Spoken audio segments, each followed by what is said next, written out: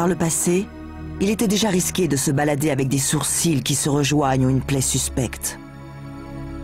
Alors imaginez un peu les chances de survie des rares personnes atteintes de porphyrie. Une maladie qui entraîne une déformation des lèvres. La personne atteinte semble retrousser les babines.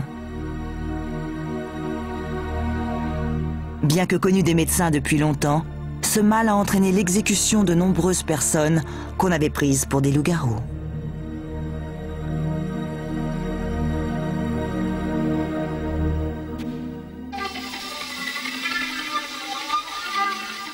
Un autre mal peut expliquer le mythe du loup-garou. C'est la lycanthropie, une forme de schizophrénie. Le patient atteint de cette maladie est convaincu qu'il s'est transformé en loup.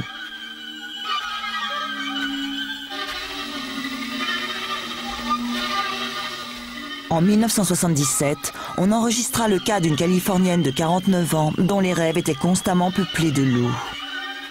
En dormant, elle grognait et rongeait son lit.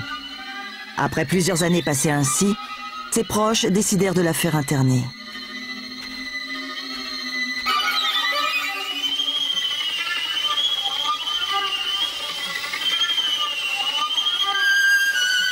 Elle affirma au médecin qu'elle était possédée par le démon. Elle était convaincue de se transformer en loup, d'en avoir les griffes, les canines acérées et l'appétit insatiable.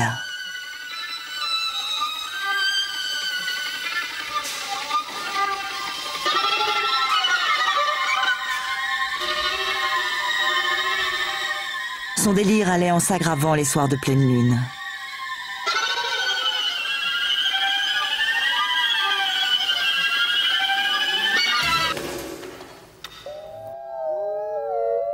Le mot lunatique, qui à l'origine signifiait fou, vient du mot latin luna, la lune.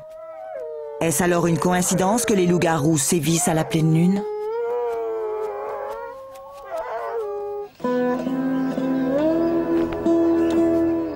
Aujourd'hui encore, on croit aux loups-garous. Ces dernières années, en Inde, une trentaine d'enfants a disparu. Ce serait l'œuvre d'un loup. Les villageois témoins des enlèvements sont persuadés que l'animal avait forme humaine.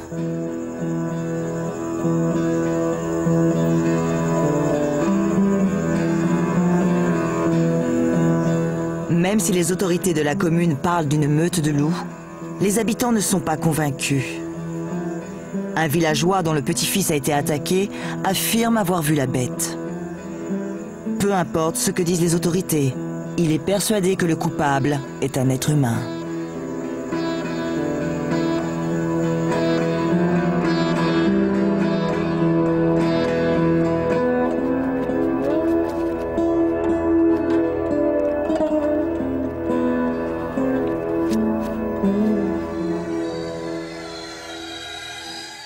Le mythe de l'homme qui se métamorphose en animal est dérangeant.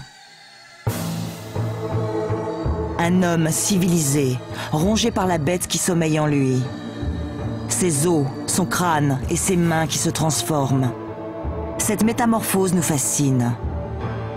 Imaginez un peu, la liberté absolue, le laisser-aller le plus total. Le loup-garou nous permet peut-être de nous rapprocher à nouveau de l'état sauvage.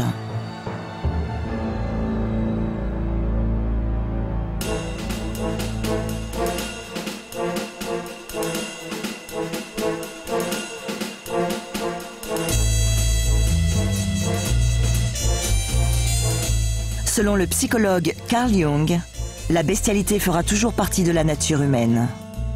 Elle sommeille au plus profond de chacun d'entre nous.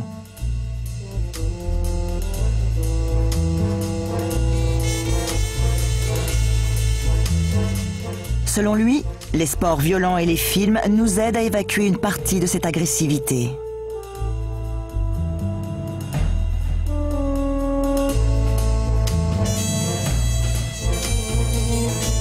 Mais ces divertissements subissent encore et toujours le contrôle de la société civilisée.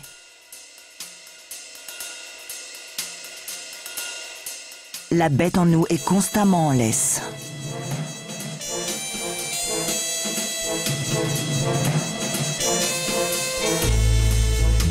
Mais elle attend d'être libérée.